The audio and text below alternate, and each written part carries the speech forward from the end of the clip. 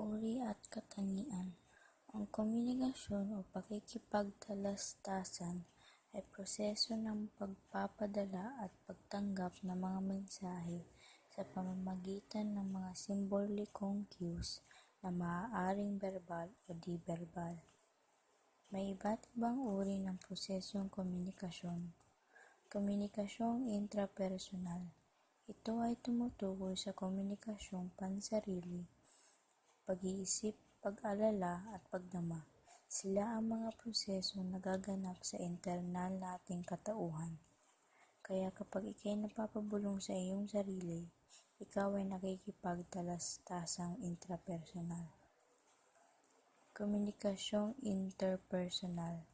Ito ay tumutukoy sa komunikasyong nagaganap sa pagitan ng dalawang tao o sa pagitan ng isang tao at maliit na pangkat. Itong uri ng komunikasyon ay humuhubog ng ating ugnayan o relasyon sa ating kapwa. Komunikasyong pampubliko. Tinutukoy nito ang komunikasyong nagaganap sa pagitan ng isa at malaking pangkat ng mga tao.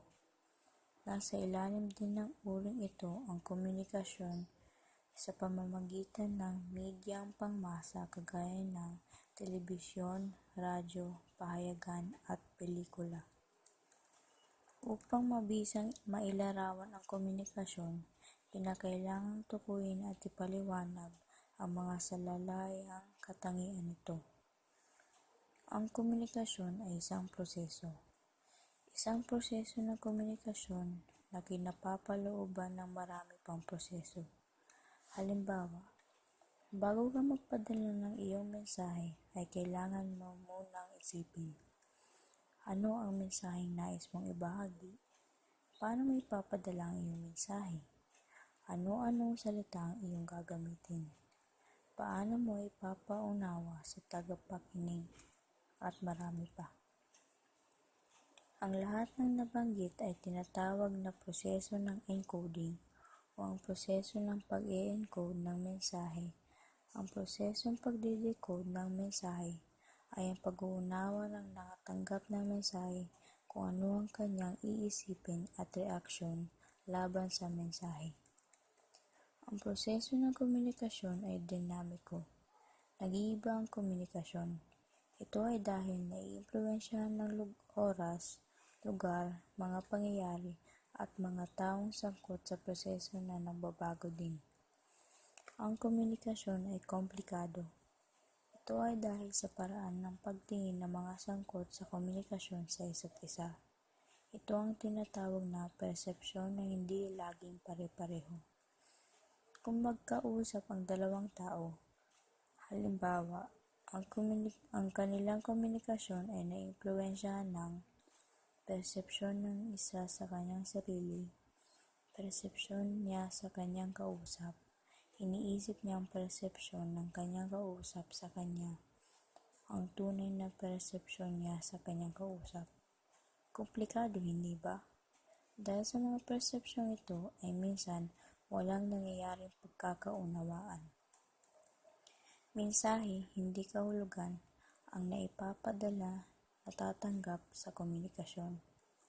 Kapag napapadala ang isang tao ng mensahe sa pamamagitan ng salita, maaari itong magkaroon ng iba't ibang pagkahulugan. Halimbawa, kapag narinig mo ang salitang maganda, iisipin mo kung ano kaya ang kahulugan ng mensaheng iyon sa iyo. Iba't iba ang kahulugan niyan sa bawat tao dahil ang pagpapakahulugan ay depende na sa tumanggap nito. Hindi tayo maaaring umiwas sa komunikasyon. Kahit tayo ay hindi magsalita, nakikipagtalastasan tayo sa ating kapwa. Halimbawa, may dalawang tao sa elevator. Hindi sila nag-uusap at nag-iiwasan pa. Malinaw nilang ipinapadala ang mensahe na wala silang interes sa isa't isa. Nagkaroon sila ng komunikasyon kahit walang usapang naganap.